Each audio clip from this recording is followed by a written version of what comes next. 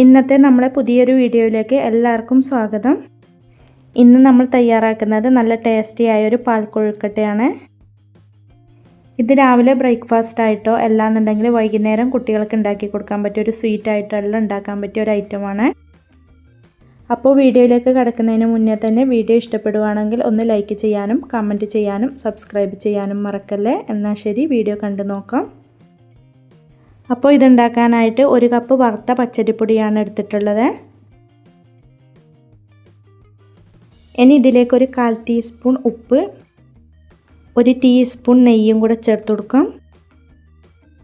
ഇനി ഇതെല്ലാം കൂടി നല്ല പോലെ ഒന്ന് മിക്സ് ചെയ്ത് കൊടുക്കണം.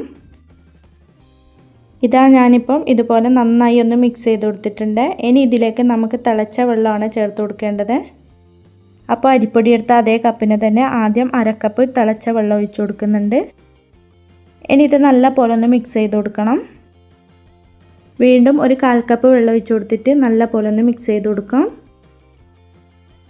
പിന്നെ 1 ടേബിൾ സ്പൂണും കൂടെ തിളച്ച വെള്ളം തന്നെ ഇതിലേക്ക് ചേർത്ത് കൊടുത്തിട്ട് മിക്സ് ചെയ്ത് കൊടുക്കുന്നുണ്ട്.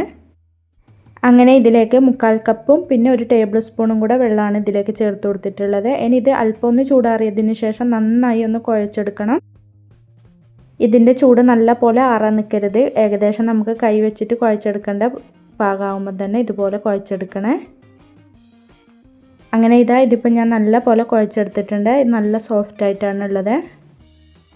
ഇതുപോലെ നന്നായി സോഫ്റ്റ് ആകുന്നവരെ കുഴച്ചെടുക്കണേ. ഇനി ഇതിൽ നിന്ന് കുറേശ്ശെ മാവ് എടുത്തിട്ട് നമുക്ക് ഇഷ്ടമുള്ള ഷേപ്പിൽ ഷേപ്പ് ചെയ്തെടുക്കാം. ഞാനിപ്പോൾ ഇതുപോലെയാണ് ഇതിലേക്ക് ഷേപ്പ് ചെയ്തെടുക്കുന്നത്. ഇങ്ങനെ അല്ലെങ്കിൽ ചെറിയ ചെറിയ ഉരുളകളാക്കിയിട്ടും ഷേപ്പ് ചെയ്തെടുക്കാവുന്നതാണ്. ഞാൻ ഈ ഒരു ഷേപ്പിലാണ് ഇത് മൊത്തം ചെയ്തെടുക്കുന്നത്. അങ്ങനെ ഇപ്പോൾ ഞാൻ മൊത്തം ഇതുപോലെ ചെയ്തെടുത്തിട്ടുണ്ട്. ഇനി നമുക്കിതൊന്ന് വേവിച്ചെടുക്കണം.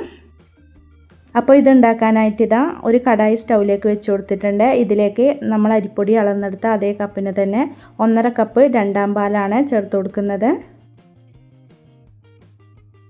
പിന്നെ ഇതിലേക്ക് 1 കപ്പ് നോർമൽ വാട്ടറും കൂടെ ചേർത്ത് കൊടുക്കാം. ഇനി 1/4 ടീസ്പൂൺ ഉപ്പും കൂടെ ഇട്ട് കൊടുത്തിട്ട് നല്ല പോലെ ഒന്ന് മിക്സ് ചെയ്ത് കൊടുക്കാം. ഇനി ഈ വെള്ളം നല്ല പോലെ ഒന്ന് തിളച്ച് കിട്ടണം. അതുവരെ നമുക്ക് വെയിറ്റ് ചെയ്യാം. അങ്ങനെ ഇതിപ്പോൾ നല്ല പോലെ തിളച്ചിട്ടിട്ടുണ്ട്.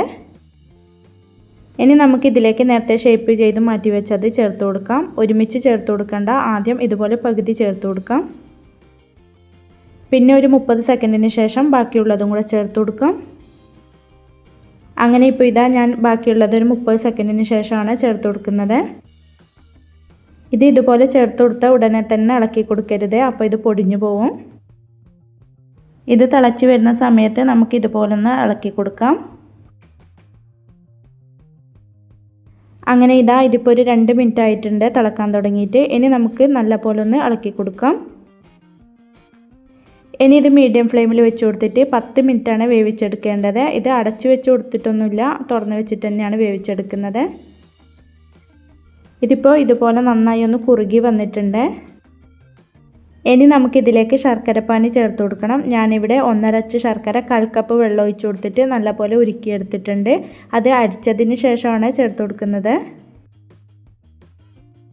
അങ്ങനെ ഇതിലേക്ക് ശർക്കരപ്പാനിയും കൂടെ ചേർത്ത് കൊടുത്തിട്ട് പിന്നെ ഇതിലേക്ക് ചേർത്ത് കൊടുക്കേണ്ടത് 1/2 കപ്പ് ഒന്നാം പാലാണ്. നല്ല കട്ടിയുള്ള തേങ്ങാപ്പാൽ ഒന്നാം പാലാണ് ചേർത്ത് കൊടുക്കുന്നത്. ഇനി ഇതിലേക്ക് ഒരു 2 ഏലക്ക ചതച്ചതും കൂടെ ചേർത്ത് കൊടുത്തിട്ട് നല്ല പോലെ ഒന്ന് മിക്സ് ചെയ്ത് കൊടുക്കണം. ഇനി ഇതിലേക്ക് ഒരു 1/4 കപ്പ് ചിരവിയ തേങ്ങയും കൂടെ ഇതുപോലെ അങ്ങ് ഇട്ട് കൊടുക്കാം. തേങ്ങയും കൂടെ ചേർത്ത് കൊടുത്തിട്ട് നല്ല പോലെ ഒന്ന് ഇളക്കി കൊടുക്കാം. അങ്ങനെ ഇതിപ്പോൾ ഞാൻ നല്ല പോലെ ഇളക്കി യോജിപ്പിച്ച് കൊടുത്തിട്ടുണ്ട്. ഇനി നമുക്കിത് നല്ല പോലെ ഒന്ന് ചൂടായി കിട്ടിയാൽ മതിയേ. ഇതിപ്പോൾ നല്ല പോലെ ചൂടായിട്ടുണ്ട്. ഇനി നമുക്ക് ഫ്ലെയിം അങ്ങ് ഓഫാക്കി കൊടുക്കാം. ഇത് നമുക്ക് നല്ല പോലെ തിളപ്പിച്ചെടുക്കേണ്ട ആവശ്യമില്ല. ഇതുപോലെ നന്നായി ചൂടായതിന് ശേഷം ഫ്ലെയിം അങ്ങ് ഓഫാക്കി കൊടുക്കാം. ഇത് കുറച്ച് ചൂടാറുമ്പോൾ അല്പം കൂടെ കുറുകി വരും. അങ്ങനെ നല്ല ടേസ്റ്റി ആയ ഒരു പാൽക്കൊഴുക്കട്ട ഇവിടെ റെഡി ആയിട്ടുണ്ട്. നിങ്ങൾ ഇതുപോലെ ട്രൈ ചെയ്ത് നോക്കിയിട്ടില്ലെങ്കിൽ ഒരു പ്രാവശ്യം ഇതുപോലെ ഒന്ന് ട്രൈ ചെയ്ത് നോക്കണേ. ഇത് നല്ല ടേസ്റ്റിയാണ്. ബ്രേക്ക്ഫാസ്റ്റിനൊക്കെ ഉണ്ടാക്കുകയാണെങ്കിൽ കറികളൊന്നും ഇല്ലാതെ തന്നെ നമുക്ക് കഴിക്കാൻ പറ്റും. അതുപോലെ തന്നെ വീഡിയോ ഇഷ്ടപ്പെടുവാണെങ്കിൽ മറക്കാതെ തന്നെ ഒന്ന് ലൈക്ക് ചെയ്യാനും കമൻറ്റ് ചെയ്യാനും സബ്സ്ക്രൈബ് ചെയ്ത് സപ്പോർട്ട് ചെയ്യാനും മറക്കല്ലേ. ഇൻഷാ അല്ലാഹ് അടുത്തൊരു പുതിയ വീഡിയോ ആയിട്ട് വീണ്ടും കാണാം. Thank you for watching.